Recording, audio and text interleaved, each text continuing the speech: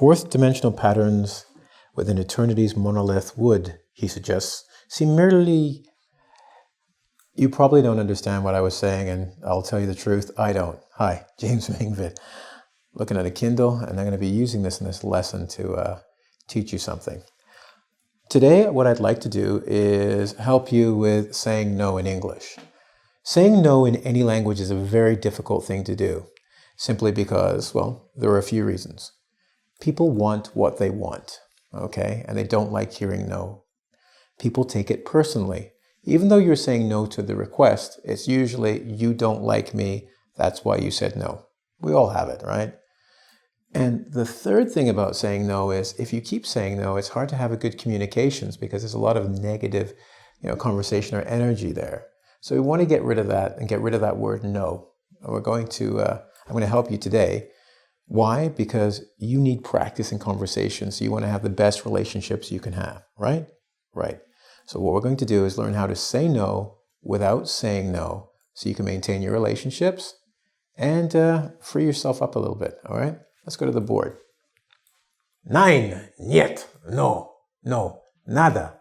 Nada means nothing, not quite no, but you get the drift, all right? So Mr. E is saying no. He doesn't like something, but how can you say no without getting into trouble? Let's go to work, for instance. We're going to go to the board. We're going to do an example at work. Happens all the time, right? Now, especially if you're a new person learning English and you're trying to use English on the job, the last thing you want to do is tell the boss, no, because you must work hard. This is the job, okay? You already know this, so let's see how you talk to a superior or a boss and say no. You're asked to do another job when you have already got a lot of important work to do, right? So what do you say? How do you get out of this? You don't. You say something like this. Sure, I can do it. However, I won't be able to do this other thing you want done. Now, which one is more important to you? Seems simple. It is, and it's very effective, and I'll explain why. This is why it works. First of all, you let them choose. When you're saying no to someone, you're kind of taking away power because you have the power to say yes or no. You say no, they lose their power. You're giving it back. I'm saying you have the power to choose what you want. What do you want to do? That's powerful by itself. They feel good. They're like, oh, I get to choose? Next, you're not rejecting the request. To reject means no. I didn't say no. I said sure. Sure is the exact opposite of no. You're saying, yeah, I can do it for you. No problem. I'd love to. Problem. But it's not your problem. It's their problem. They have to choose what they want. Okay? You're saying, you got to choose, but I'm happy to help you either way. I'm saying yes because I'm that kind of person. Right? Also, you're reminding your boss, you're telling her, that, hey, look, I have other work of equal importance because I've got this job, and you know they're both important because you gave them to me. And I need you to choose and to help me here, right? So, by reminding them of that, they're reminding you that even though you're a foreigner learning English, your work is valuable and so are you. And you should be respected a bit, right? After all, they hired you and they're giving you the work. So I hope you like that one because you don't spend all your time in the office, do you? I don't think so. You have relationships. So the next one I'm going to do is going to help you in your relationships. Are you ready?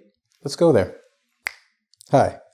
We talked about work and you have to say no sometimes at work. But you also have personal relationships outside of work.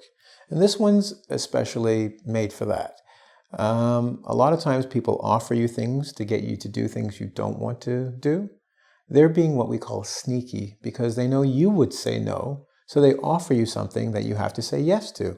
So let's use some English to get you out of that trap, shall we? So you got a friend or a relative, right, that wants you to help them. Maybe Johnny says, hey, come over to my place for some beers and then we can paint a fence. He's offering you beer, but he wants you to paint a fence and you don't want to paint that fence. Or, hey, why don't you come and visit me this summer? I've got some work to do and you can help me. I'll pay for your plane. Nice, but So here's what we're going to do in relationships. You can use this one. So someone offers you presents or money in order to bribe you. Bribe means to use money, get you to do something you're not supposed to do because you're receiving something.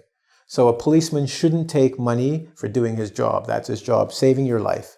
If he said, I'll only save you if you pay me, then he's saying, give me a bribe. Or I won't give you a ticket when you're speeding, when you're driving, and he wants a bribe. This is bad. Your friend shouldn't bribe you. You want to do it because you want to. So here's how you can say no without saying no while you're learning English and still keep that friendship, okay? So here's what you say. Hey, thanks for the offer, but place excuse here. Okay, excuse can be anything. You can say, thanks for the offer, but I'm busy that weekend. Don't lie, because if you lie, it just comes back later. Tell the truth.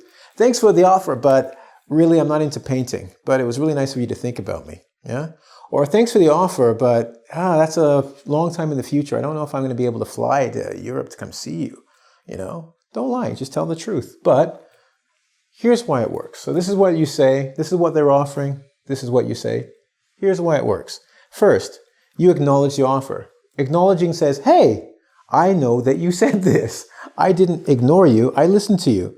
I appreciate it. And you show appreciation. That's what the thanks is for. Thank you. I mean, you thought about me. You could have asked many people, but you asked me. And I appreciate that. Okay? Your but is for you. And I'll come back to it in a second. You also give them an out. When you give someone an out, you give them a way to escape from getting in trouble. If I need an out, it means I'm in a situation that's not good. And just like anything, I need a door or an exit to get out. Okay? Now, loss of face. Loss of face means you look bad. Now, gentlemen, you'll understand this. Have you ever walked up to a bunch of girls at a party or a dance and there's a pretty girl sitting there and you walk up and you're like, excuse me. Of course, with your Kindle in your hand. Hi, I saw you from over there and I thought you'd dance with me. The girl has two ways of doing this.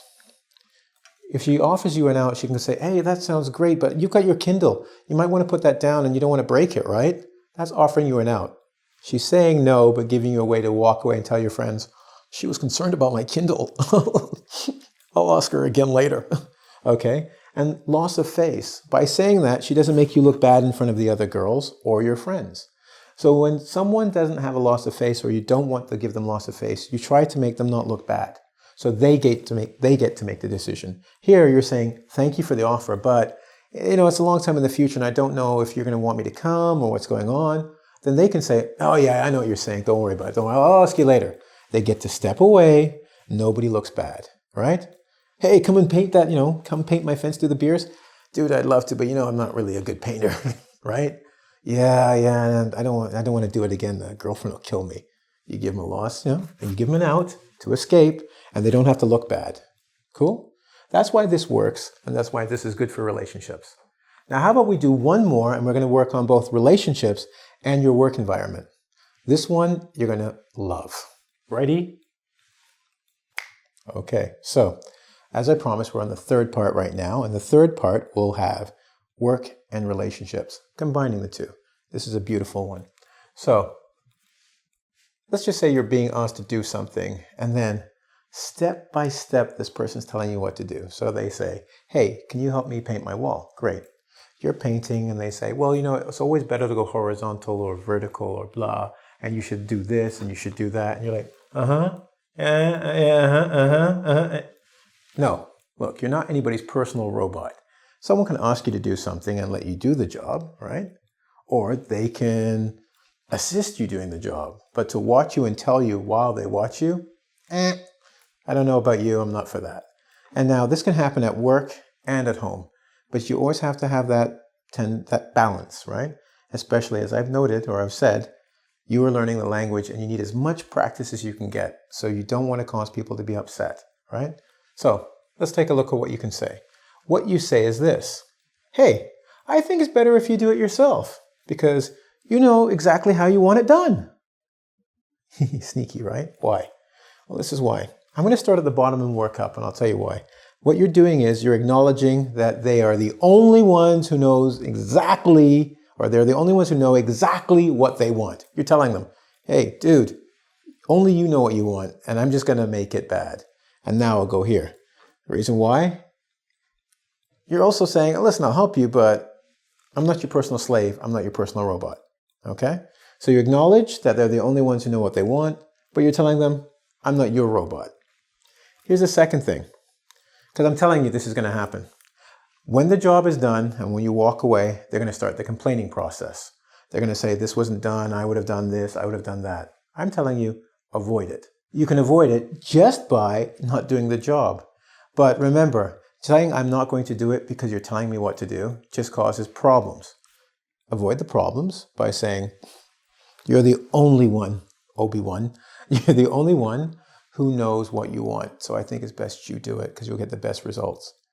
Because if someone is already telling you blah, blah, blah, blah, blah, they're going to see it when it's not done properly and you're going to hear about it. Okay? And at work, we know you can't just say no. But by telling them that they would do the best job, you give them a compliment and allow yourself to step back. And at home, you're just saying, baby, you know what's best. Don't let me get in the way of it. Okay? Anyway, so these are 3 ways in order that you can say no in English without saying no. And why are they important? Because I'll be quite honest with you. You're learning a language. It's difficult enough without the pressure of having to tell people no, because nobody wants to hear that. And it helps save relationships. Call me Dr. James. No, Dr. Phil exists, and I'm not stealing that silly name. Dr. Phil. Okay? Mr. E and I, we're out. What do you mean no? No, camera's going off. It's going to go black, buddy. You can stay there all you want. But before I take off, we're going to www. See, it makes a W. Okay?